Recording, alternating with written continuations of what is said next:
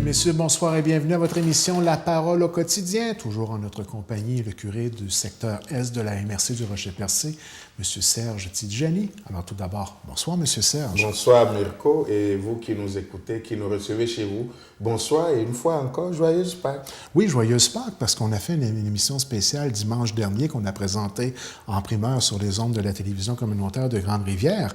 Et tout de suite après, 3 jours plus tard, le mercredi soir, nous avons le plaisir de réaliser l'émission d'aujourd'hui, Les récits de la résurrection. On l'a intitulé ainsi. Et naturellement, vous devinez à la maison qu'on va discuter de la résurrection du Seigneur et des différentes apparitions auxquelles les gens de l'époque ont eu droit. Et ils ont été tout de même assez privilégiés d'avoir droit à ça. Hein? Vraiment, vraiment. D'ailleurs, eux, ils ont été privilégiés, ils ont vu et ils ont cru. Puis nous, notre privilège, j'ose dire ça comme ça, c'est de ne pas voir et de croire. Mm-hmm. Et les récits de... Parce qu'on dit Jésus est ressuscité, alors quels sont les récits qui nous montrent qu'il est ressuscité? Et aussi, comment il est apparu? Qu'est-ce qui fait que... Alors, on va essayer d'échanger un peu là-dessus. On le disait dans l'émission spéciale du dimanche que la résurrection, c'était l'essence même de l'Évangile, l'essence même de notre foi.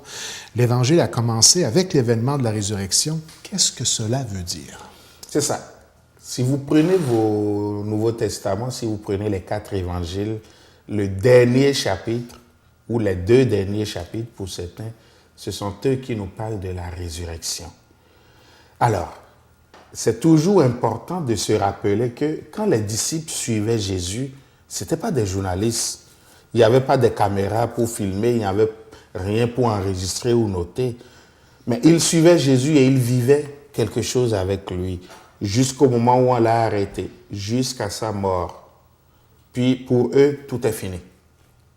Mais à la résurrection, ils sont obligés de constater que non, tout n'est pas fini. Au contraire, tout commence, tout recommence ou tout commence. Alors, c'est la résurrection qui va devenir le point de départ de la vie des premiers amis de Jésus.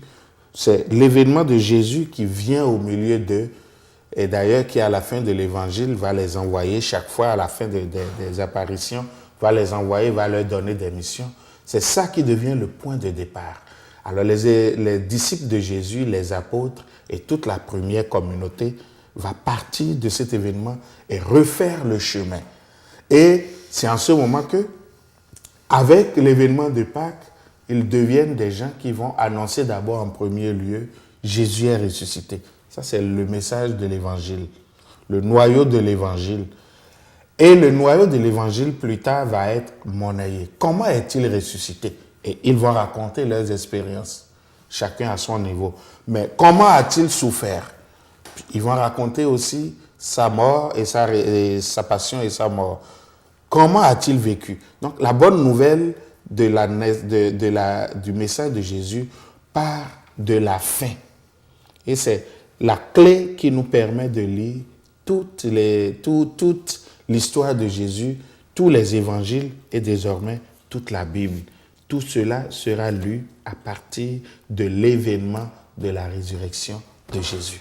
Justement, il existe plusieurs récits de la résurrection. Est-ce qu'on peut souligner tout simplement les principaux? Il y a dans notre liturgie catholique, je précise, parce que je sais qu'il y a des gens qui ne sont pas nécessairement catholiques qui nous écoutent, il y a dans notre liturgie catholique ce qu'on appelle l'octave de Pâques, du dimanche de Pâques, du dimanche même là, jusqu'au dimanche qui suit, ça c'est ce qu'on appelle l'octave. Si vous preniez vos prions en église ou vos missels, vous allez voir que les évangiles qu'on raconte, qu'on lit tous ces jours-là, ça nous rappelle la résurrection de Jésus, ça nous raconte des apparitions de Jésus. Donc, sans donner de chapitres et de versets, dans un calendrier, voilà par exemple, on a tous les récits d'apparition de Jésus. Maintenant, si nous prenons notre Bible, dans l'évangile de Marc, de Matthieu, de Luc et de Jean, c'est les derniers chapitres. En Jean, c'est les 2 derniers, mais dans les 3 autres qui se ressemblent souvent, c'est les derniers chapitres. Donc, ce n'est pas difficile à dire. C'est pour ça que je ne donne pas le numéro. Et les principaux, qu'est-ce qu'on va voir? Quand on prend l'évangile de Marc, il va nous dire Jésus est ressuscité, des gens sont allés au tombeau, ils ont vu le vide, tout ça, il est apparu. Et après, à la fin, il va faire un résumé. C'est ça qui va être l'élément spécial de Marc, qui rappelle l'essentiel. Matthieu, dans son chapitre 28, il va raconter les événements. Et un élément nouveau que Matthieu va ajouter, qu'on répète souvent, c'est qu'il va parler de la supercherie des Juifs et des soldats. Ils dormaient, on a enlevé le corps, les soldats étaient endormis, puis, bon, pour nous dire, regardez, même que des mensonges ont été faits pour convaincre les gens que Jésus n'est pas ressuscité. Et c'est lui aussi qui va, à la fin, envoyer les disciples. Donc, un récit de résurrection. Dans l'évangile de Luc, on a aussi l'apparition aux femmes, aux disciples, à Pierre à la fin de l'évangile de Luc, mais on a un beau récit d'apparition, les disciples d'Emmaüs, que j'appelle le récit de la grande déception, la grande rupture d'espérance. Ces deux gars qui, 3 jours après la mort de Jésus, qui voyaient que rien ne se passait et qui disent, ben, quand on ne sait plus où on va, au moins on retourne d'où on est venu, et qui reprennent la route de la campagne, et Jésus va aller les rejoindre là. Donc on a ce récit-là dans Luc, qui est typique de Luc. J'essaie de montrer ce qui est typique de chacun en dehors de ce qui est commun. Et en Jean, on a le beau Thomas. C'est Jean qui va nous raconter l'histoire de Thomas qui n'est pas là quand Jésus vient. Les disciples qui racontent à Thomas, Thomas dit, moi j'y crois pas. Jésus qui revient 8 jours après et qui se montre. Donc voilà en gros les récits des apparitions. Les derniers chapitres de nos 4 évangiles nous donnent l'histoire de la résurrection de Jésus, ou plutôt des apparitions de Jésus ressuscité. Là, on a parlé de ce qui était typique entre chacun des apôtres, dans le fond, qui ont témoigné de cette réalité-là.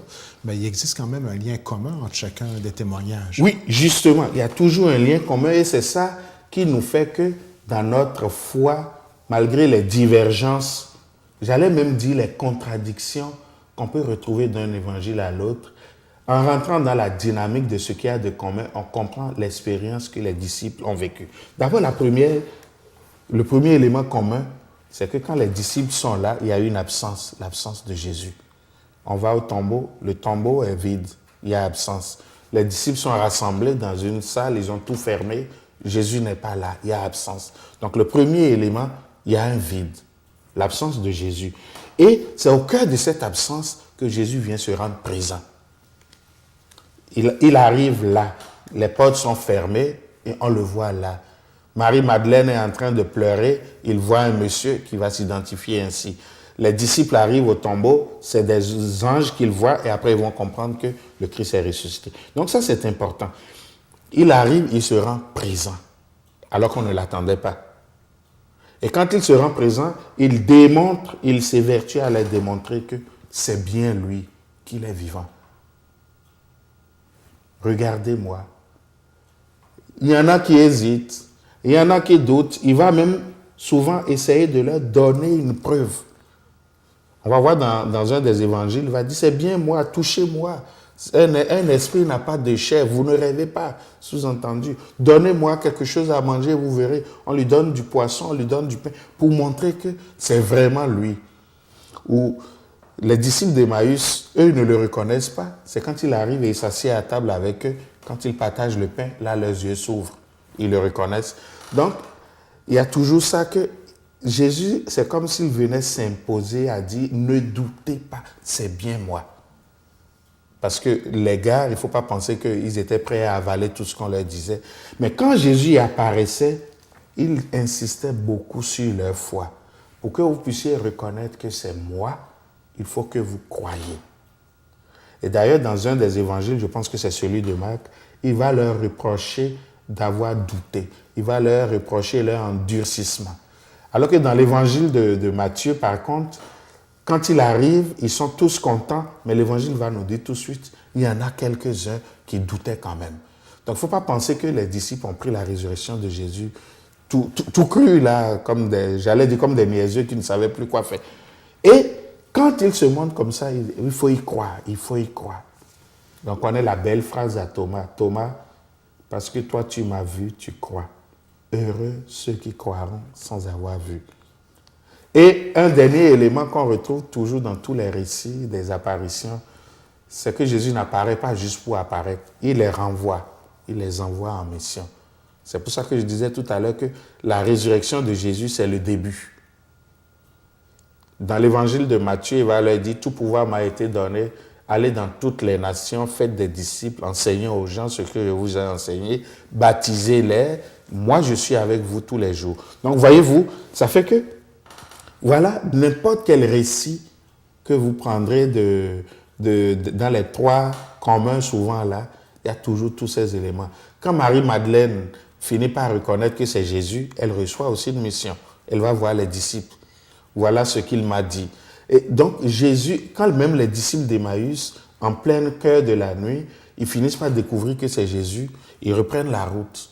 Oh, il n'y a pas d'auto là, des routes de brousse pour refaire 11 km de nuit et revenir. Donc le ressuscité, quand on a cru en lui, quand on est convaincu qu'il nous est apparu, on ne peut plus rester figé.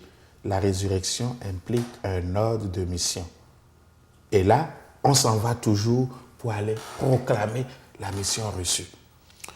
Donc, on comprend bien que même à cette époque-là, pour ceux qui ont vécu ça directement sur le terrain, il y avait quand même tout de même toujours un appel qui est toujours constant dans notre vie chrétienne aujourd'hui, l'appel à la foi. L'appel à la foi. Malgré le fait qu'il était devant eux, on voit qu'il n'y a pas personne qui a réagi pareil. Il y en a qui ça a été obligé d'aller jusqu'au toucher pour le réaliser. C'est tout de même assez spécial de voir que malgré le fait que lui, il était présent et qu'il était là, cette foi-là n'était pas toujours facile à appliquer. Non. Hein? Parce que c'est si fort, c'est si grave que de dire il est ressuscité que ce n'était pas évident pour les disciples. Et les disciples, c'est de là que tout va partir. Donc, il faut qu'ils soient vraiment solides. Tu ne vas pas aller bâtir sur quelque chose qui, dès la première théorie qui vient devant toi, tombe. Donc, ça a été un peu ce qui a motivé les apôtres à partir annoncer la bonne nouvelle. Est-ce que c'est ce qui a fait en sorte, justement, qu'on s'est mis à l'annoncer, cette résurrection-là? Oui, et plus encore. Parce que eux, là, ils savent que désormais, nous avons reçu ce message-là. Mais il y a eu un moment de timidité. On a peur. Comment on va le faire? C'est là que l'événement de la Pentecôte arrive, comme pour sauter le bouchon. Ils ont reçu, eux, ils savent désormais que Jésus est ressuscité. Ils restent entre eux. Ils vivent ça entre eux parce qu'ils ont peur. Mais le jour de la Pentecôte, à Jérusalem, la porte saute, ils se retrouvent dehors et ils n'ont plus peur. Et ce que eux seuls y vivaient, Pierre va prendre la parole et le crier à haute voix. Ce Jésus que vous avez crucifié, lui qui est mort, il est ressuscité, nous en sommes témoins. Et ce message-là, qui sort du cercle des 12 et des disciples, devient le message qui va parcourir le monde. Et quand nous parlons d'évangélisation, nous parlons d'annoncer la bonne nouvelle, c'est justement ce message-là que les disciples sont capables de donner parce qu'ils ont reçu l'Esprit Saint. Et c'est ce message que vous et moi aujourd'hui, nous sommes appelés à porter au monde. Jésus est ressuscité. Donc, en terminant, est-ce qu'on pourrait dire que cette mission-là demeure toujours d'actualité?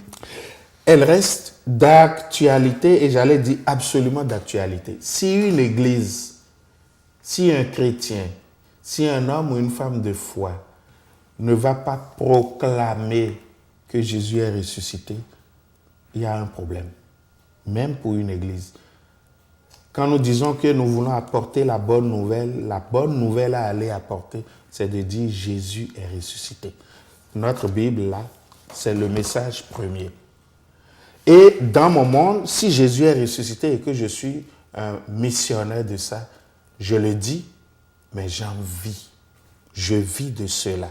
Mon témoignage de chrétien va partir sur le témoignage que je porte au monde sur ma foi que Jésus est ressuscité. Et voyez-vous, depuis 2000 ans, nous le vivons.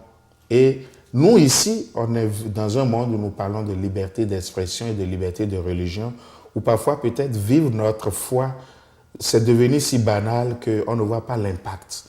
Mais même aujourd'hui, en 2015, il y en a encore qu'on tue parce qu'ils proclament qu'ils sont chrétiens. Donc, parce qu'ils proclament que Jésus est ressuscité. Et j'aime souvent répéter Bernanos qui disait, Blaise Pascal qui disait, j'aime les martyrs qui se font tuer pour leurs convictions.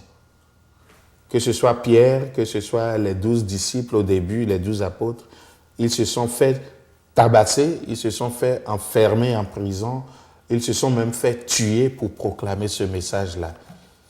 Et depuis 2000 ans, l'Église a travaillé, des hommes, des femmes de toute langue, de toute culture, ont travaillé pour nous porter ce message-là. Et aujourd'hui encore, des gens souffrent pour vivre ce message-là. Vous et moi, à moins d'avoir quelque chose de surprenant qui nous arrive, on n'est peut-être pas en contexte de martyr, d'être crucifié à nouveau, de souffrir à nouveau. Mais n'oublions pas qu'au nom de ce message de la résurrection, il y en a qui portent des douleurs dans le monde. Nous, on a célébré Pâques avec toute notre liberté. Vous avez suivi les médias. Il y a des Pâques ou des lieux où on a célébré Pâques avec la police à la porte, avec des sacs à fouiller à la porte, parce qu'on a peur qu'une bombe saute, qu'un fou tire.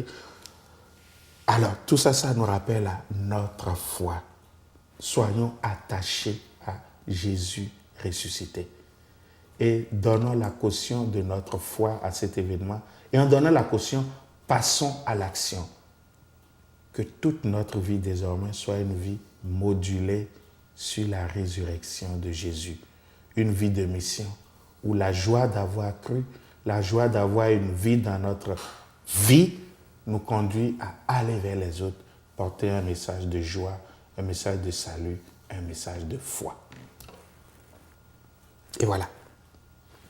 Joyeuse Pâques une fois encore, puisque nous sommes dans l'octave de Pâques, et que Jésus ressuscité, qu'il apparaisse dans chacune de vos vies et vous donne la force de continuer votre mission dans le monde.